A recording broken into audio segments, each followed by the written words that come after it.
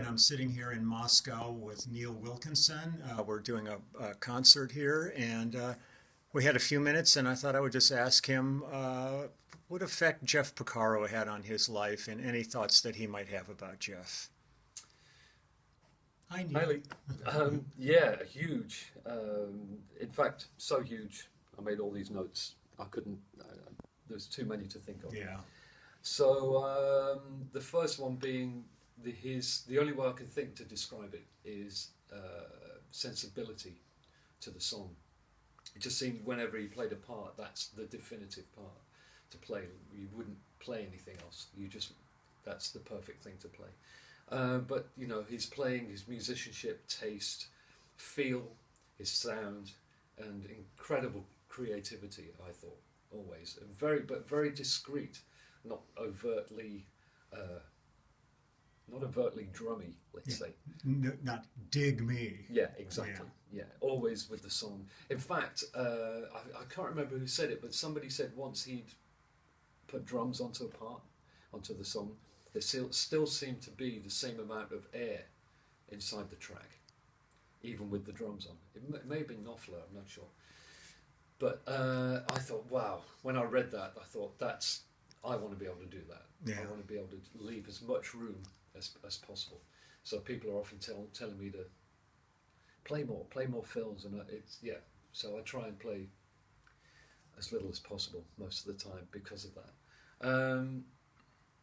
But I just thought the guy had everything in one package, you know. But I think maybe even more importantly, a very rare commodity I think these days was his humility. He just seemed to be such a humble guy, and I'm sure. Actually, when we first played together 20 years ago, it was great to hear all this from the first hand, kind of, so to speak. You know, stuff I'd heard, stories about him, and you know, like him calling other drummers to, like you said he did with Jim, to get other drummers to play on tracks and that kind of thing. I mean, just a big-hearted man, I think. Yeah. And I'm very envious I'm envious of people like yourself who knew him really well. I would have loved to have known him much better. I only met him a couple of times, but he was a very sweet guy. Let's see. What do I write here? Oh yeah. You had told me a story about one time, like when you saw him or something coming out of a... Oh yeah, that's right, backstage at Hammersmith. Yeah. I was waiting for the Pearl drum rep, because he was a Pearl endorser, and at the time I was playing Pearl drums. And we met, I was supposed to meet the guy there at like 2 in the afternoon or something. And the stage door at Hammersmith Odeon was open, and Jeff walked by and then kind of came back and said, "Do I know you?" And I said, "No, but I know you." And I said, he invited me in, and he said, "What do you need?" You know, we spoke for a couple of minutes. He said, "Let me get you a pass and a ticket for the show." And as he was saying this, the tour manager walked by, and Jeff said, "Hey, could I get a ticket and a..." You know, he was a little vague. He said, or a little unsure. "Could I get a ticket and a pass for this guy?" And I remember the tour manager's words. He said, "You're Jeff Porcaro. You can have whatever you want." And I thought, So that's cool. awesome, because I was like 22 or something. You know, and it was great. And but just not in an ego way. It was not like you know, you could tell it was in a very...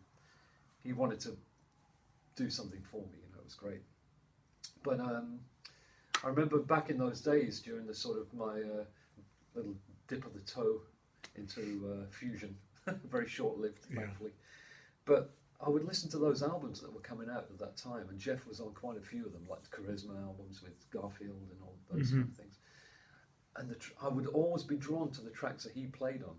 I mean, all the other drumming was incredible, but the tracks that he played on seemed to have the groove paramount. The groove seemed to be the thing always. So, and I always tried to approach the instrumental stuff I was playing, with as much of the groove being paramount, as I say, than any sort of drum kind of drumnastics, let's say.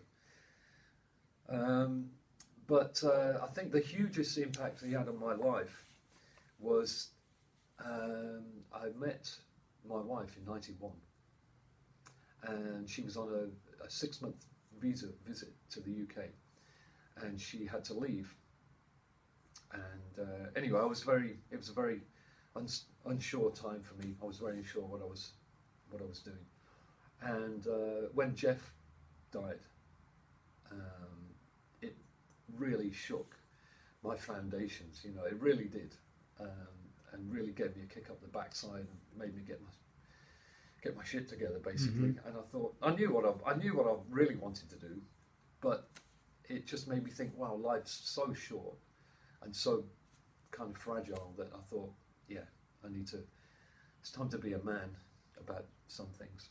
So, and the last thing I want to say is really just, I know it's a bit of a cliche and I think most people say it, but I just would love to hear what he would be doing now. So sometimes when I'm playing, I try and channel into a little bit of that and I don't know, pay it the respect that it deserves. That's great.